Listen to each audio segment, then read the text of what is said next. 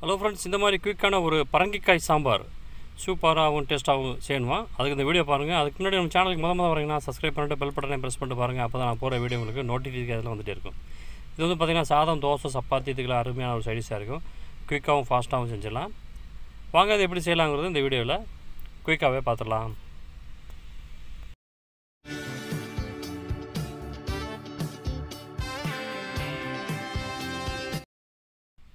அதுக்கு என்ன பண்ணுறீங்கன்னா, இந்த மாதிரி கடாயில் 2-3 டேபிள் ஸ்பூன் எண்ணெய் சேர்த்து நல்லா ஹீட் பண்ணுங்கள். ஹீட் ஆனதும் அதில் ஜீரகம் சேர்த்துக்குங்க.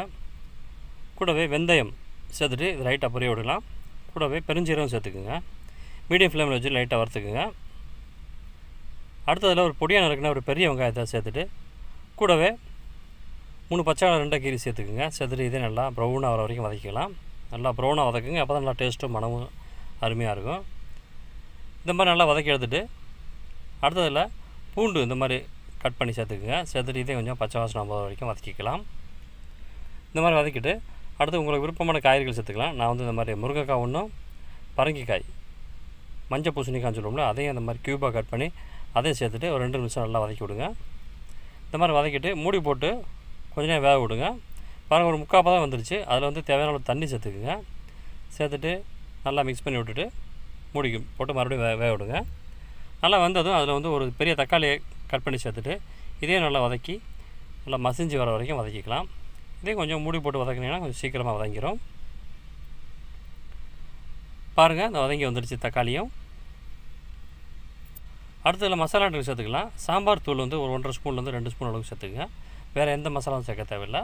அதே சேர்த்துட்டு ஒரு 2 நிமிஷம் நல்லா அதை வதக்கி விடுங்க. இந்த மாதிரி நல்லா வதக்கி விட்டுட்டு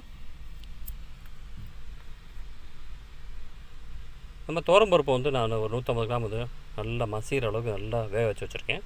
அதையும் இதில் சேர்த்துட்டு ஒரு சின்ன புளியை கரைச்சி அதையும் சேர்த்துருங்க. தேவையான உப்பு சேர்த்துக்குங்க.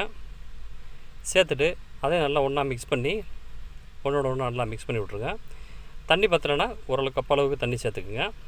சேர்த்துட்டு நல்லா மிக்ஸ் பண்ணிவிட்டு மூடி போட்டு ஒரு 10-15 நிமிஷம் நல்லா கொதிக்க விடுவோம்.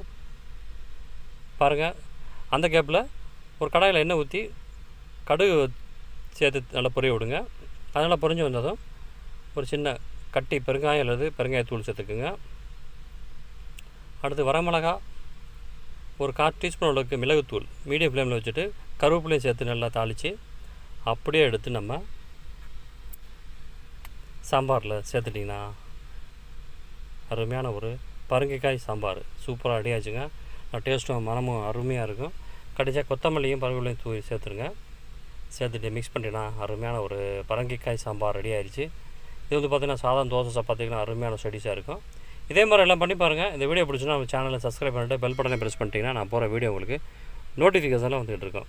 தொடர்ந்து இந்த மாதிரியான குயிக்கான சமையல் குறிப்புகள் பார்த்துருக்கேன். நம்ம சேனலை சப்போர்ட் பண்ணுங்கள், ஆதரவு கொடுங்க. தேங்க்யூ ஃபார் வாட்சிங். நன்றி, வணக்கம்.